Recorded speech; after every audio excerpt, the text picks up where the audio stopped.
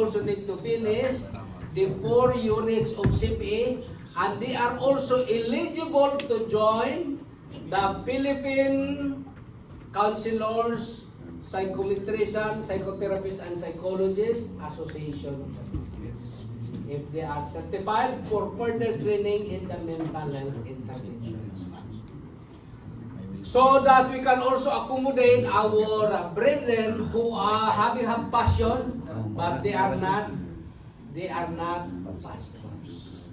Any question for the standard for certification for chaplains? I hope that is clear now. The chaplains, by definition, is only exclusive for pastors. And I will give you the legal basis on that under Philippine law later on. Can this be sent to, the presentation be sent to email so that we can review the... No? No? That you can concentrate? Of course, yes, we will send you all the presentation.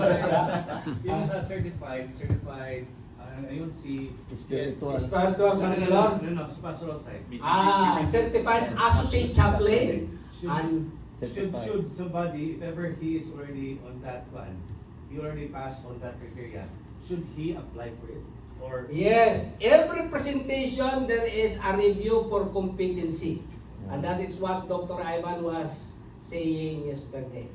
We call that face the board or face the certification accreditation board. There is a presentation. Magtatanong kayo, may bayad ba? Siyempre. Wala namang libre sa mundo. I have a question. Yes, go ahead. Once a person is certified, how do we ensure that they are staying relevant? Okay. Now, that will be answered later on in the presentation as to the opening of opportunities and how could you apply and where the person being certified, what is the direction of the presentation. And also, I want to make a statement here. You guys are establishing one of the best practices that we need to establish around the world. Yeah. Because up until now, in no other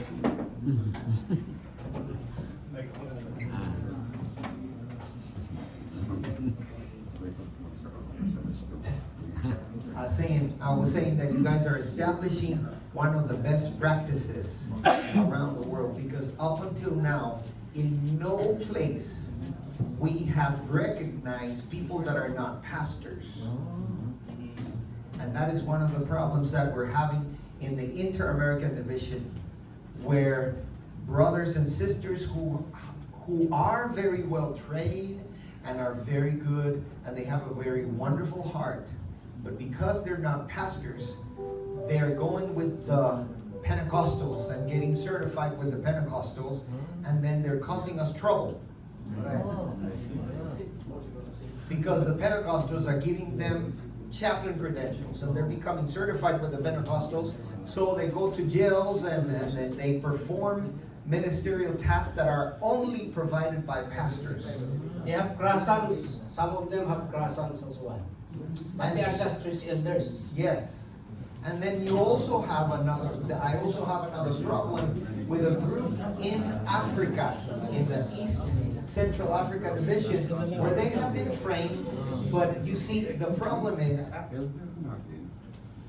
they have been trained, but you see, the problem is that because we have not established what is the standard for their training, we have a man that charges them $600, takes the money, puts it in his pocket, and gives them maybe 2 or 3 Sabbath afternoon seminars, and then calls them chaplain. But right now you're saying you have to take 2 units of CPE and 12 units of academic courses of postgraduate level towards a master's degree program, at least have 1 year experience as a volunteer or paid prior to certification and recommended by the denomination. So this is someone that is establishing. Right. You want to be recognized by the church, this is the way. Okay. Amen. So thank you so much, Ray. Thank you. Welcome, Pastor Ivan. Okay, so let's proceed. So that is a distinction. So, question? Yes.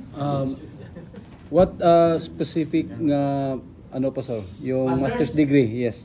Any masters. Any masters. Any masters. But later on, But theology and base. yeah, theology and base. But later on, we'll introduce to you that we will offer a certification master's degree and a residency in 4 years that you can finish the certification as well as the master's degree. I will mention that later on in the presentation. Okay, for For a while. Is this program has the limitation in terms of age? bakit tumatang pa naman? wala po. No limit. Except if you want to be endorsed in the military or in the police, there is an age limit. But if you want to have a private practice, and if you want to have a volunteer ministry, as long as you can, especially if supervisory, in which, as I know you personally, you are very capable of, you can practice in private as a supervisor. There is no age limit as long as you can function. But for the military and for the police, there is an age limit as established in the institution. Okay na tayo sa chaplains. Now let's go for the supervisors. The supervisors training program in the standard here is 4 years. And the entry, you need to have master's degree. Okay? Master's degree. And after that, you need to finish, the first year, you need to finish 4 units of CPA. Second year, you need to finish the first level of supervisory, we call that is IT. 3 units plus paper preparation, because in every level you need to have a defense for the assessment of competency.